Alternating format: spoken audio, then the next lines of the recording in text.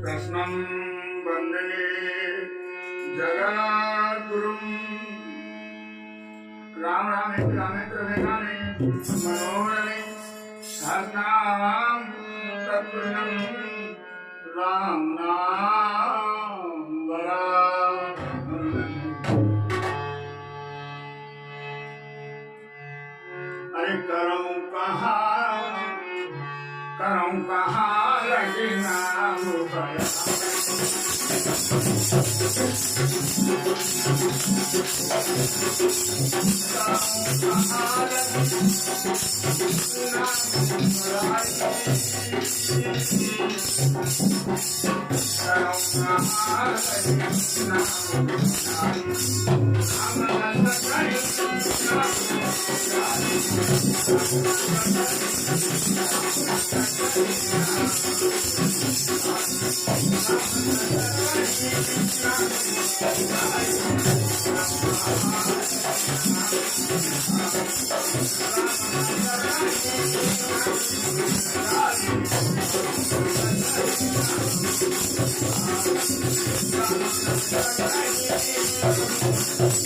मुझे रामकृष्ण भगवान की जय हो। आज 17 की कथा का प्रसंग हम आप लोगों को सुनाना चाहते हैं। ये ऐसा प्रसंग है कि जिसको सुनकर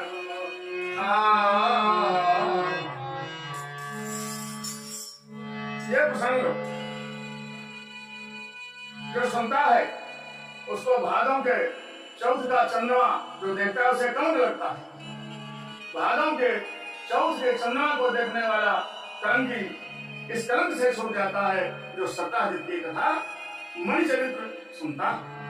तो आज हम इसे सुनाने का प्रयास करेंगे। आशा है कि हमारे श्रोता बंधु हमारे चैनल के दर्शक अवश्य इसको सुनेंगे, सुनकर के अपना लाभ उठाएंगे। आज हमारे साथ में ढोलक मास्टर दशरथ लाल निवासी ग्राम प्रक्रिया थाना भीराखेरी उत्तर प्रदेश प्राप्त कर रहे हैं। आप लोगों से आशा है कि हमारे चैनल को सब्सक्राइब करें, कमेंट करें और लोगों में शेयर करें। भगवान के नाम पर यथासंभव हमारे चैनल को सहयोग करें। जय जय श्री राधे, जय जय श्री गोपाल।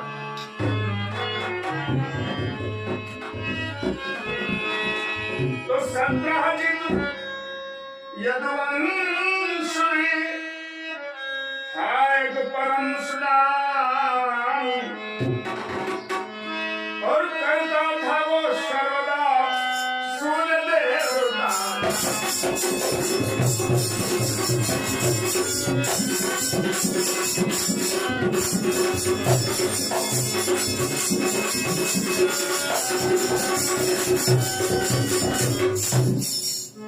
सत्ताजीत बहुत ही ज्ञानी भगवान सूर्यदेव का भक्त था।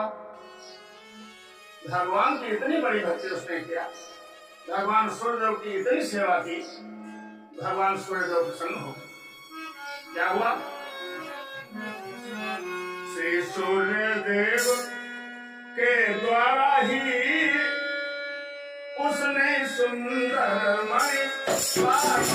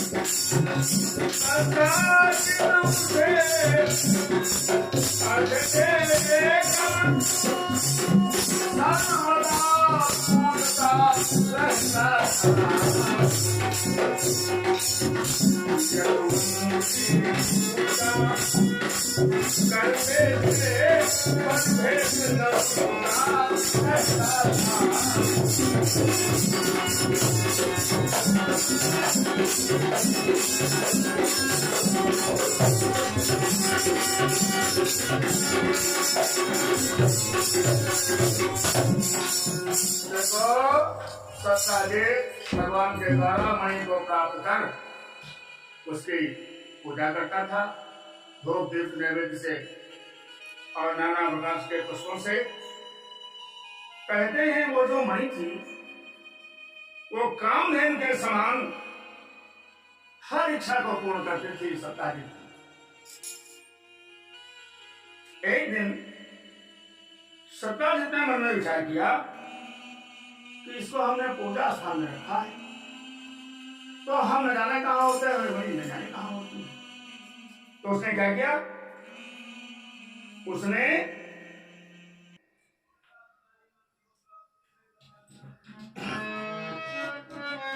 क्या किया,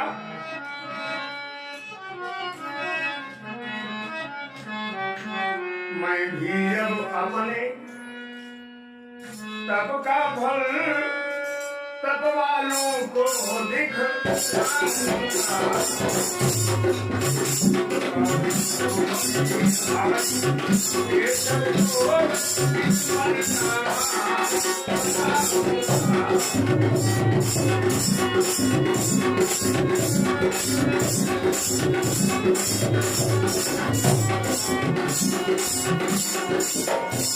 अपना ही हित हो सकता है, अपना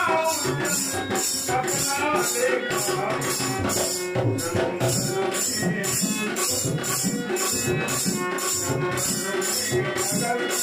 मोड़ना था तो बदलाओ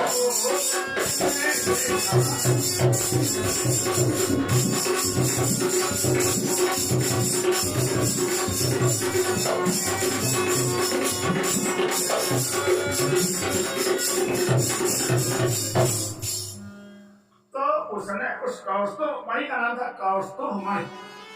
तो उसने उस मणि को गले में धारण किया और सोच समझ कर इस तरह मणि को बांसुरान यदुपति के दरबार में चला सहित अग्नि। उस मणि को जब गले में धारण किया तो उसको कुछ अहंकार ऐसा हो गया कि भगवान कृष्ण तो मणियों की माला पहने ही है। तो उसने सोचा कि माला तो है कन्हैया जी के पास, लेकिन ऐसी माला जैसे सूर्यदेव ने दिया वो धारण की, ये अभिमान हो गया उसको। खैर मणि की प्रतिमा लेकर झपक गया दरबार, समझ सूर्य का आगमन खड़े हुए। वो मणि ऐसी प्रकाशमान थी कि जब वो गया सत्ताजीत भगवान कृष्ण के दरबार में तो सबकी आंखें एकदम मिचलाई बंद हो गई, फिर खुली तो सबने जाना साक्षात स्वयं भगवान का आगमन हो गया। अब क्या था, सभी ने सत्ताजीत से कहा ये क्या ये क्या ये क्या।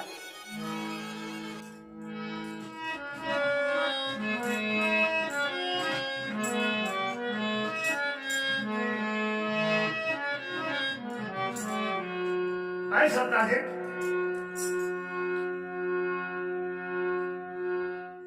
क्या तीन लोक की प्रतिभा ही साकार शरण में आई,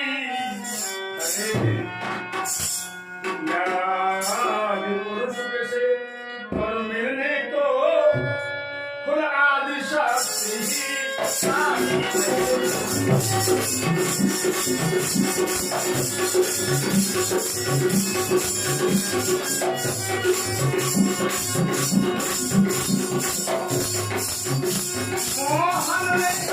मोहन माया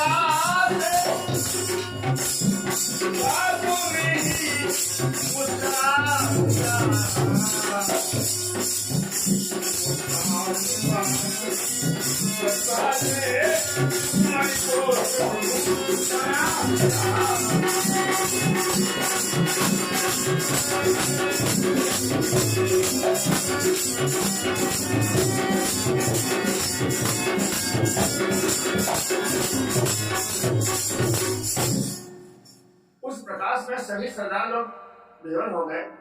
तो भगवान कृष्ण उस मणि की तरफ देखा और मुस्कुराए। माया थी कन्हैया की जो प्रकाश था सारा उसका छिन्न भिन्न हो गया और भगवान कृष्ण मंद मंद मुस्कुराने लगे और कहते हैं मंद मंद हंसते हुए बोले सीताकाश, सरदारों ये है भगत मणि का धर्म। सब बैठे थे दरबारी लोग, उनसे कहा देखो सूर्य भगवान नहीं है, ये मणि का प्रकाश है। और ये सत्याजित ने तपस्या किया सूर्यदेव की, बहुत ही इन पर प्रसन्न हो गए और इन पर मणि प्रदान कर दी। ये मणि कामधेनु के समान फल देने वाली है।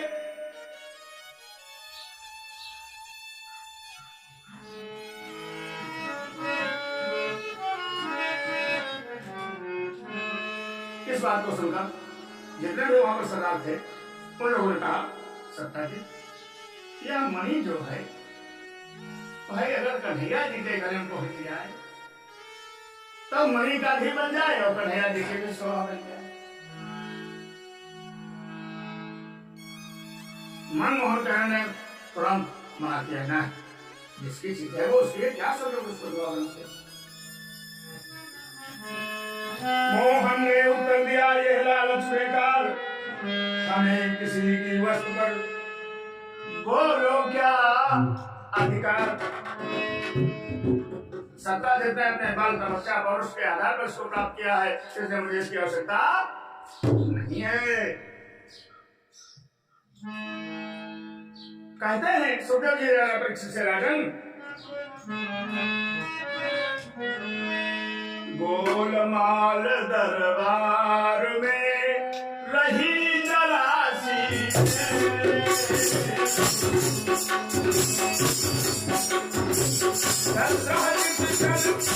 हुआ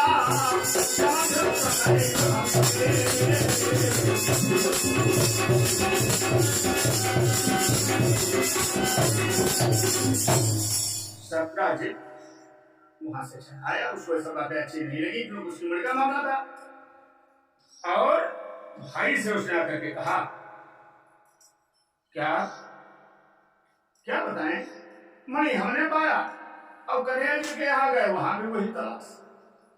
क्या बड़े लोग छोटे आदमी की इज्जत नहीं करते क्या हो? अपने भाई प्रसन्न से बोला, उसका भाई था प्रसन्न, कहता सुनता रहा। क्या हुआ?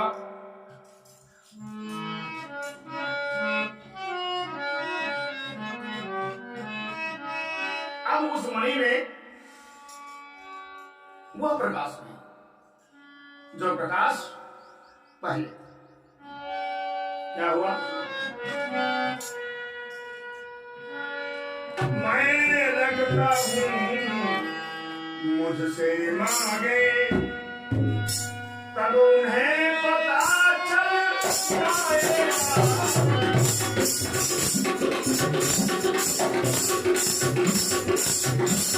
एक ही करारे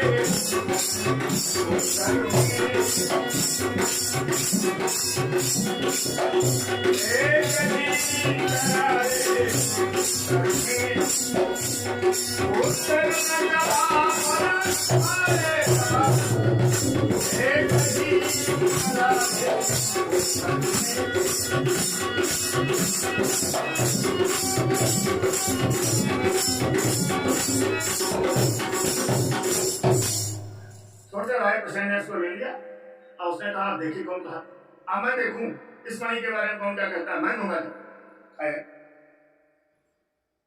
लेकिन इस मनोवेदना को अंदर से बाहर कर न सका, मन ही में ज्वाला लगी रही पर प्रकट किसी पर कर न सका। सत्याजित ने बड़ा दुख हुआ, ये बात किसी को बताया होता नहीं, अपने भाई से ही कहा। भाई ने जवाब दिया। एक रोज उसकी औरत सत्याजित की, उसने अपने पति को समझाया कि देखो भगवान से नफरत करना, बैर करना ये उचित नहीं है, तुम गलत कहते हो, भगवान ने तुम्हारा अपमान नहीं किया, तुम्हारी समझ में नहीं आया, इसलिए तुम कह रहे हो ये सब। क्या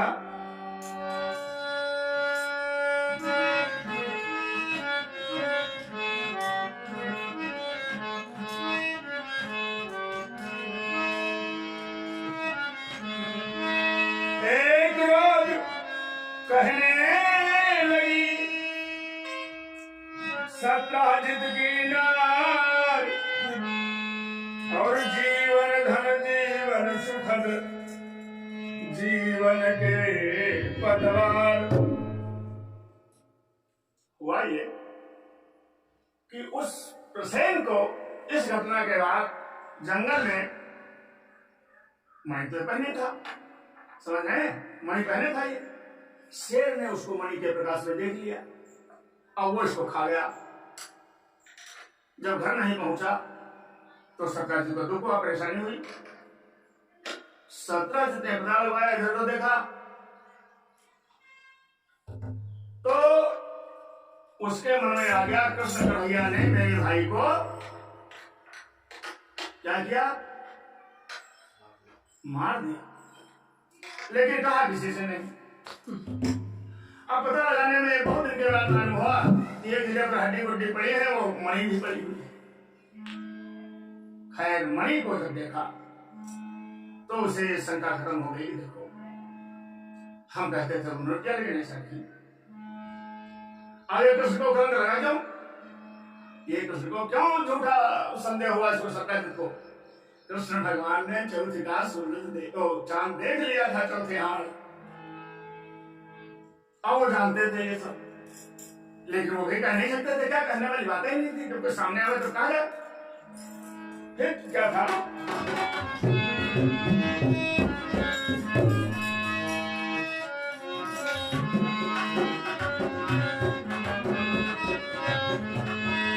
नारी ने फिर से कहा तो है क्या वो भेद, और दिन दिन बढ़ता जा रहा जिसके कारण।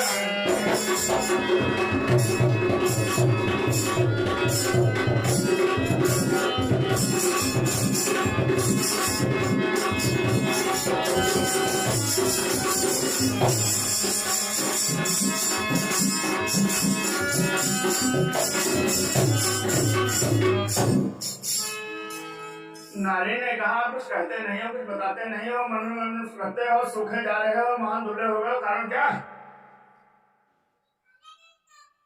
तब सत्यजित ने कहा देवी, सत्यजित बोला और नारी को यो भेद बताना।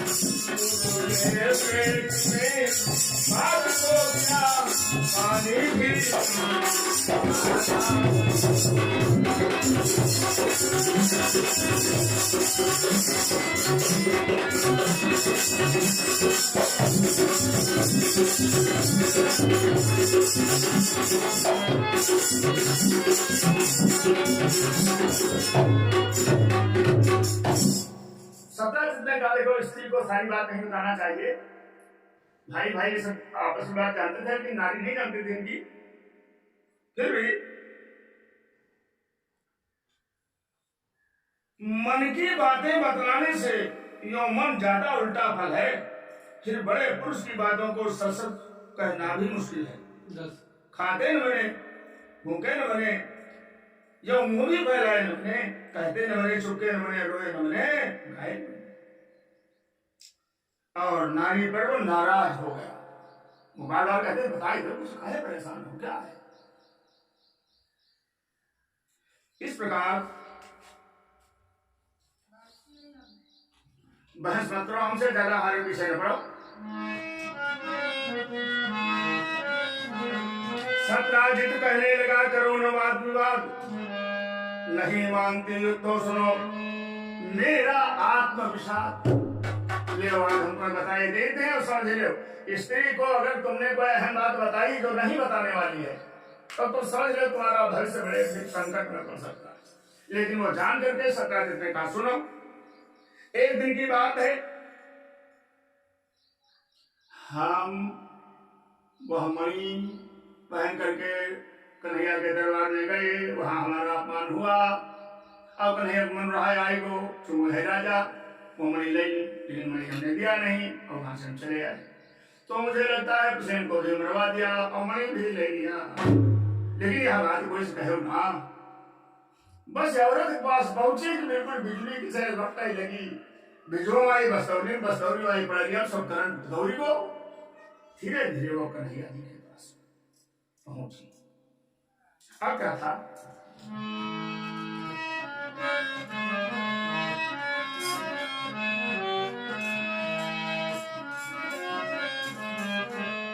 ये हमारे देवर का कन्हैया जी मरवाए दी और मणि वाले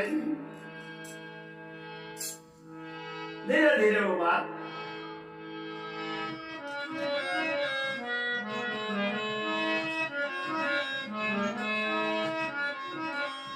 कहते हैं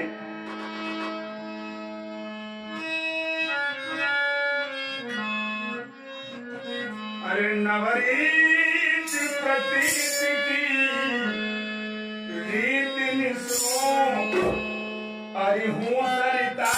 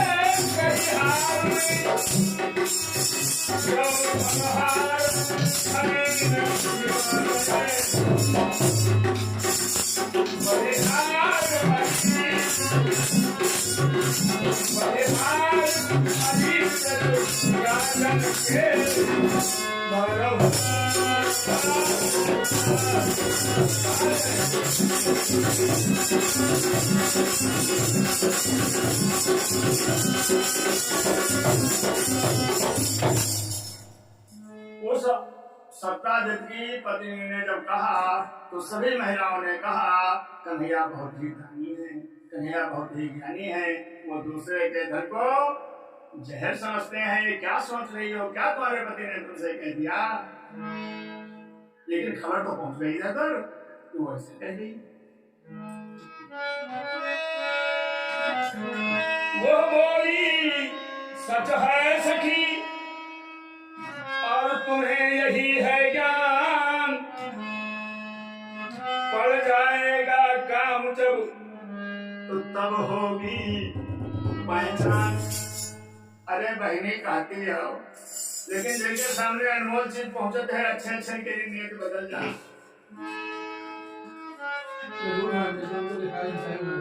अरे बहनों,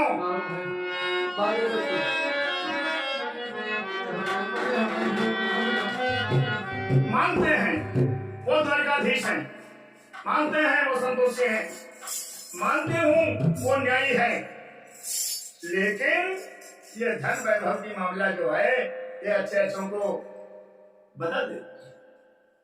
क्या कहा सत्याजित की नारी ने? मान लो द्वारिका नायक है, उसने कहा मान लीजिए वो द्वारिकाधीश हैं, ये सत्य है, इसमें कहीं से कोई दो राय नहीं है। फिर भी देखो ऐसा है बहनों, मान लो द्वारिका नायक है और सुख शांति सोया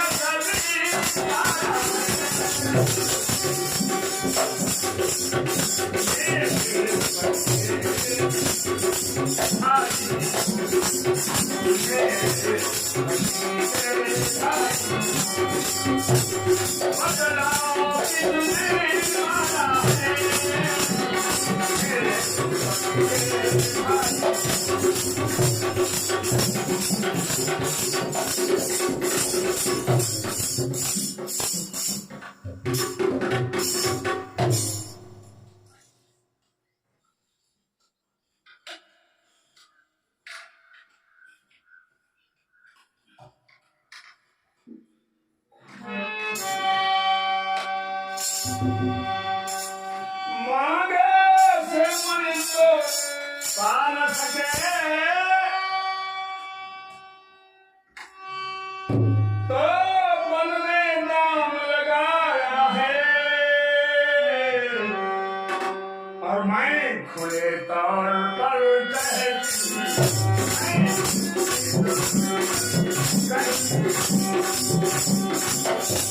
ये सब माया है,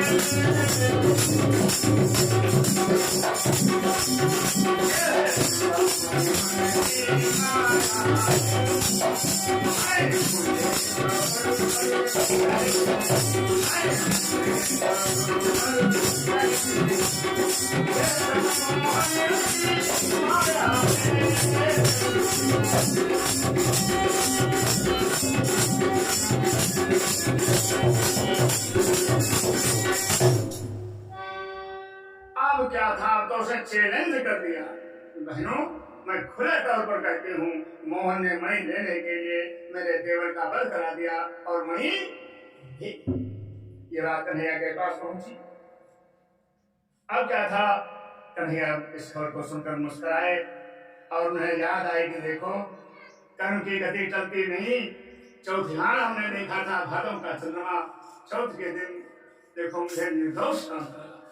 इधर दुनिया में एक आवाज आती है, क्या?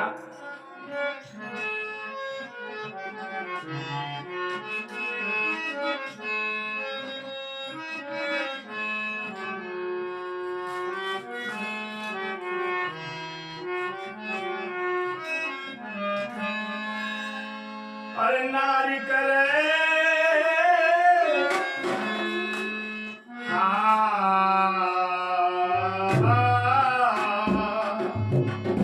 नारी करे सो करके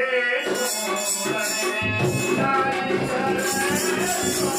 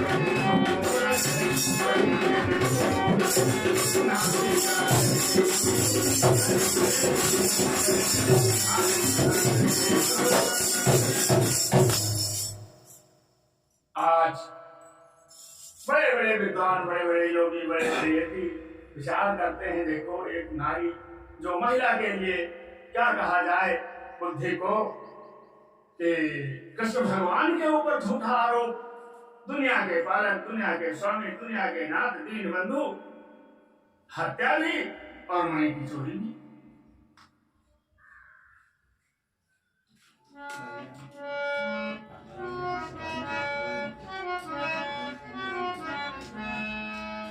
एक पहर के बीच ही फैल गई यह बात, मणि के लिए प्रसेन का किया कृष्ण ने घात। कृष्ण ने प्रसेन को मार दिया और मणि ने हाहाकार मचा। भगवान कृष्ण विचार करते हैं,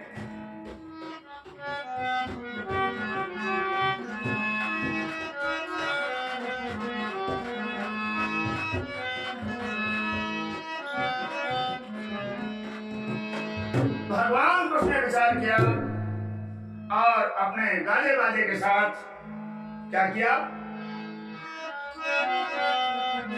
मन में विचार करते हैं मोहन,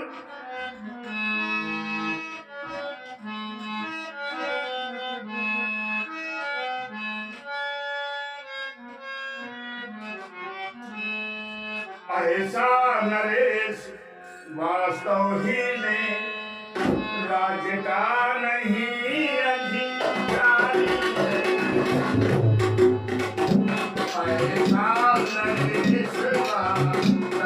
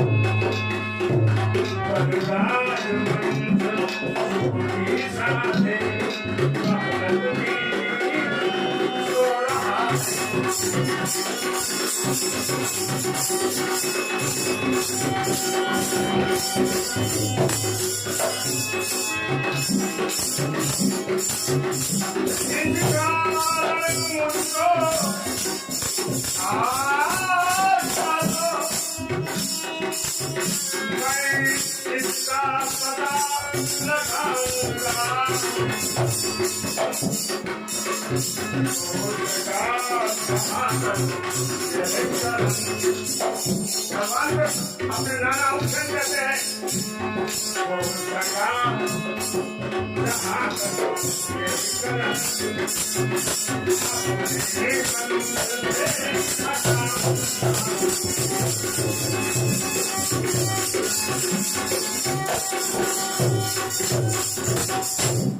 नाना से अपने आज्ञा लिया उठन से कि नाना जी हमें काम कर चुका है, मैं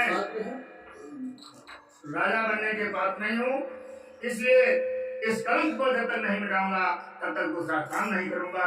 ऐसा विचार कर उग्रसेन की आज्ञा पाकर और भगवान कृष्ण अपने बाजे गाजे के साथ पहुंचते हैं। कहाँ? वही 17 क्षेत्र में बहुत बड़ा जंगल था। लगाते हैं पता, एक जगह पर क्या देखा,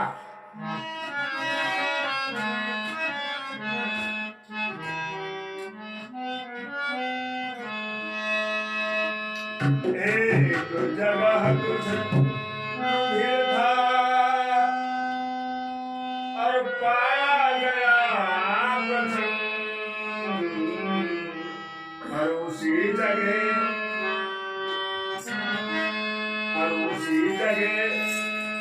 संधान कर एक जगह कुछ भीड़ का और पाया गया प्रमाण, उसी एक संधान पर बढ़े कृष्ण भगवान। उस जंगल में एक जगह कुछ हाथी बूंदे, उन पिंडों को डोरा बनाते हुए उसी के सहारे पर आगे बढ़ते गए और क्या देखा,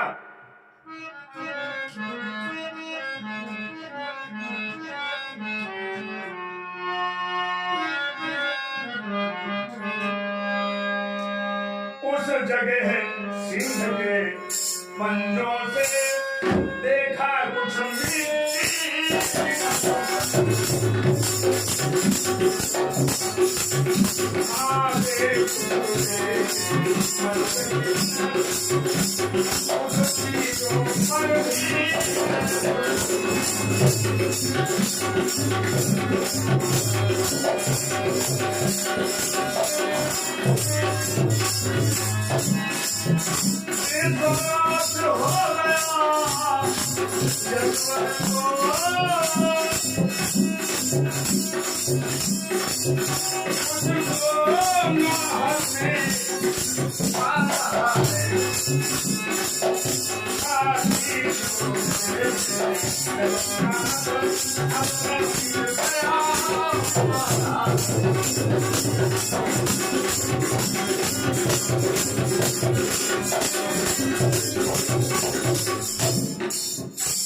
अंततः आगे पहुंच करके वो मेन मुकाम मिला जहां आदमी के पैर थे, शेर के पैर थे, मई पड़ी हुई थी और कुछ हड्डी बुड्डी भी पड़ी थी। अब क्या था, निश्चित हो गया शेर ने मारा है सत्यादित्य भाई को और मुझे छोटा कलंक लगाया गया है। अब क्या था, आगे देखा गुफा,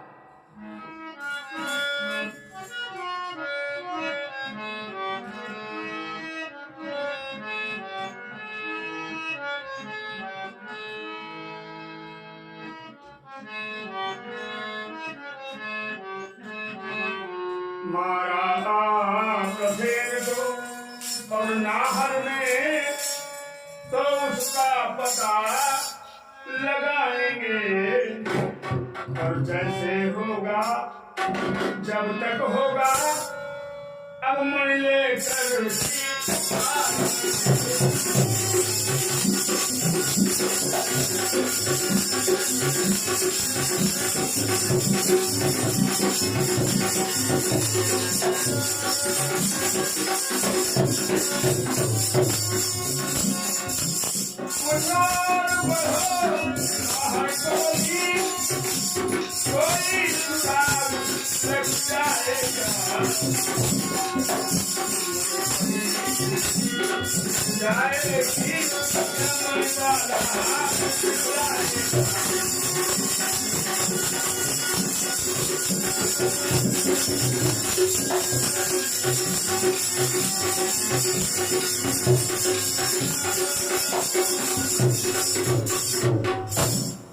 देखो, शेर के चिन्ह मिले और आदमी के चिन्ह मिले, वहीं पर रुक जाते हैं और आगे देखते हैं बहुत बड़ी खोर जैसी बनी हुई है, उसमें पेन भी बहुत जगह में है और उसमें बड़ा प्रकाश हो रहा है। तो कृष्ण भगवान ने कहा कि हड्डी भी मिली, शेर के निशान भी मिले, उसे मिला तो मिलेगी फिर मणि भी कहीं ना कहीं। तो जब उसमें पहुंचते हैं तो क्या देखते हैं, मोहन ने अपने साथियों से कहा तुम लोग सब आए, अब सब गुफा में घुसेंगे हम। भाई तुमको लोगों को जानकारी है, होना नहीं चाहिए, और हमको लगा है कलंक, तो जिसको कलंक लग जाए उसको तो जिंदगी मर जाना है। तो फिर क्या,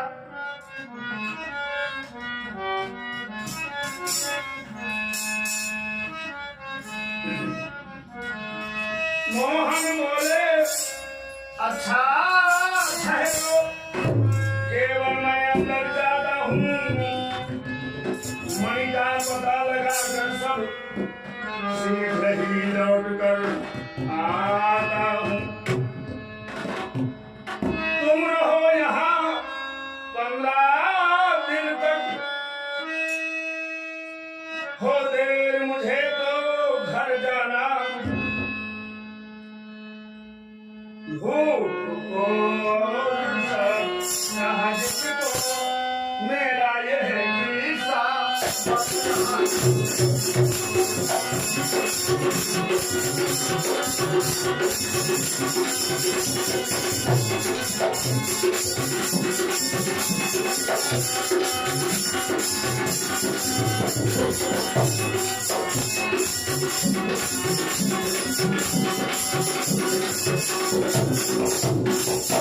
भगवान ने कहा मैं जाऊंगा इसमें गुफा में, आप लोग 15 दिन में इंतजार करना, मैं 15 दिन में वापस आऊंगा, अगर ना हो तो उसे कर दीजिएगा कन्हैया जी भामा, और सबका जिससे कहेगा कि वहां चलिए आप और देखिएगा वहीं पर तुम्हारी मणि रखी हुई है, आप हमारे भाई के चिन्ह निकले हैं, शेर निकालिए। अब कहता है ऐसा कहकर भगवान श्री कृष्ण जी उसी के अंदर घुस सकते, वहां जगह जगह प्रकाश हो रहा था और उसी मणि से हो रहा। तुम जब मर गए तो उसे खोज से निकला, वो में तो रहता था, उसने उठा लिया, उसको उठाने के बाद अपने सोचा यहाँ ढका ले लेता है, तो ना हो गया बाहर में हो गए, ये हो रहा था। क्या देखा करेगा जी ने, उस खोज के अंदर जाकर के कृष्ण भगवान ने क्या देखा, महाउजेला, और उस उजेले में क्या देखा,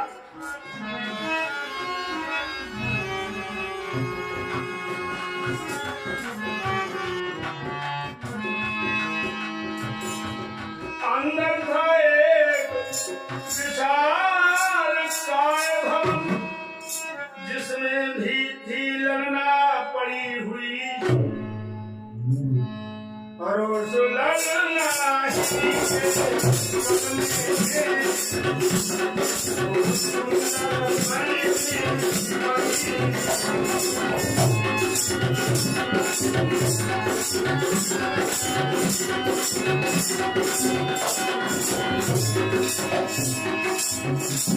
कन्या जगाए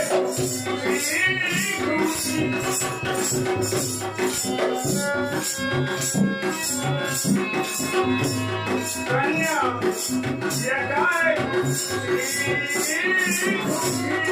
कन्या की मामी रोने लगी।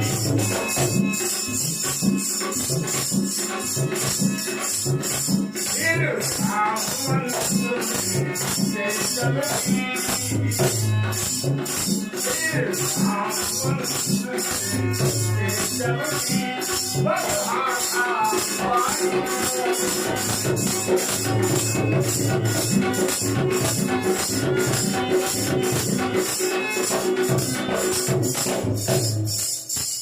देखो वहां जब कन्हैया पहुंचे तो पालना में बंधी थी वो लड़की, एक उसमें लेटी हुई थी।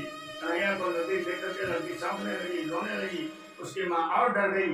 जामवंती इसको दस को देकर जामवंत आया, बूढ़ा बहुत नेता भी था।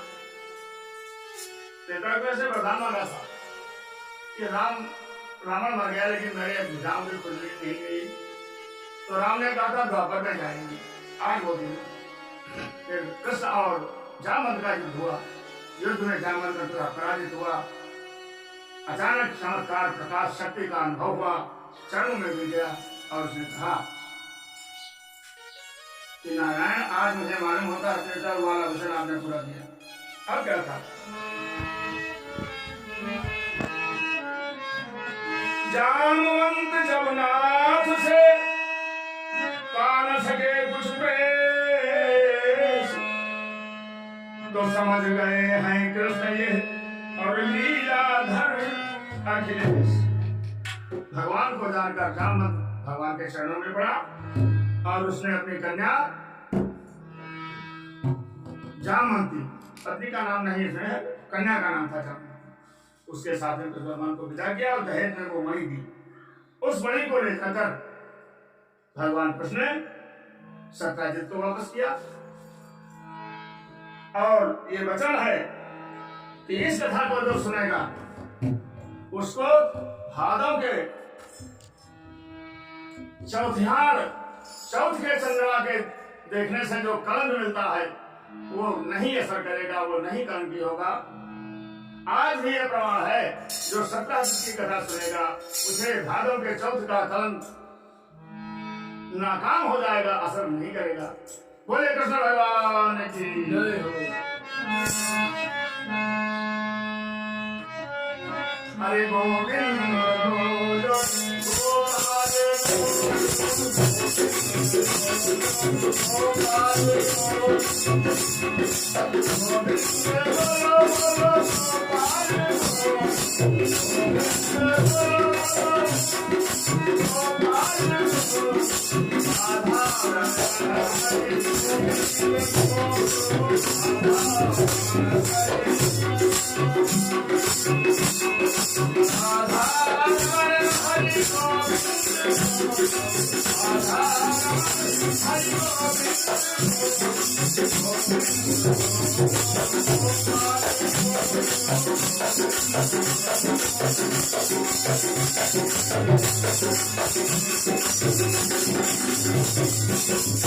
बोले कृष्ण भगवान की जय हो। वृंदावन बिहारी लाल की।